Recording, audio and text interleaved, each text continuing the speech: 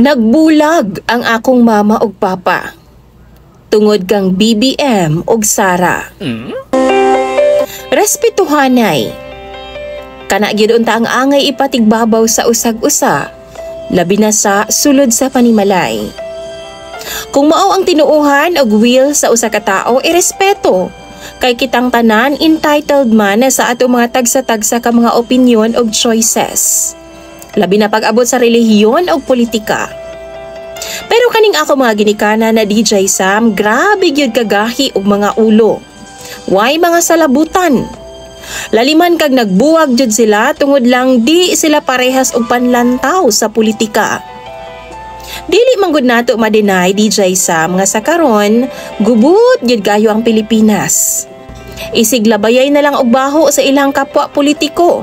Ug halos natabunan na jud ang interes sa katawhang Pilipino nga mauunta ang ilang inspirasyon sa panerbisyo. Nagpatigbabaw na lang ang mga interes sa mga naglingkod sa nasod. Itago na lang di ay ko sa pangalang Arman.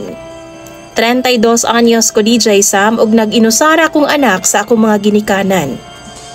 Ako mga ginikanan jud ang akong problema karon. Parehas silang mga buluyagon.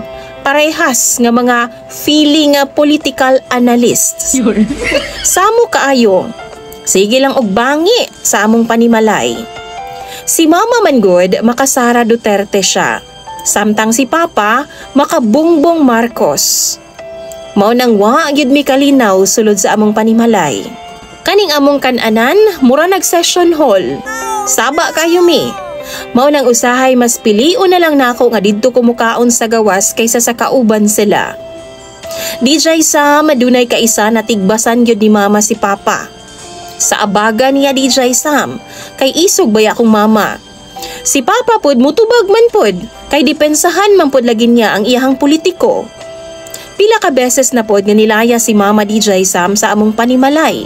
Ako intawon ang magsigig hangyo niya nga mupauli na lagi sa amoa.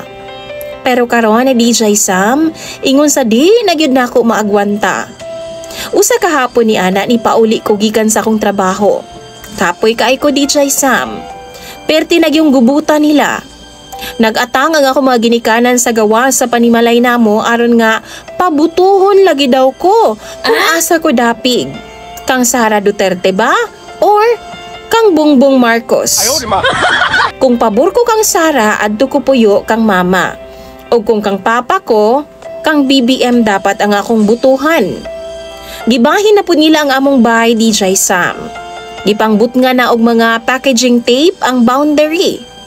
Ang entrance ni Papa sa kusina namo. Samtang si Mama, siya ang nakakuha sa main door. Pastang paitag yu DJ Sam. Kung dili pa ako ka-decide ko no, gitagaan pod ko nilagduyan aron didto na ako magpondo sa among purok-purok sa gawas sabay. Ako ang provider nila DJ Sam. Pero ako ang di napasudlon kay di man daw ko makapili kung kinsa nga akong butuhan. Karon DJ Sam na ako sa boarding house sa akong kauban sa trabaho. Pero nabalaka pud ko sa ilaha kay basin magpatay sila dito sa among bay tungod sa ilang kanya-kanya laging baruganan. Kapoy na kaayo. Kapoy kaayo makatunong og badlungon nga mga ginikanan DJ Sam. Mao nang mangutana ko sa imo mga viewers. Kung kamo daw ang naa sa akong sitwasyon. Unsa may matambag ninyo ani? Unsa bay angay na kong buhaton ani ako ang sitwasyon karon? Palihog tabangi og tambagi ko ninyo pinaagi sa comment section.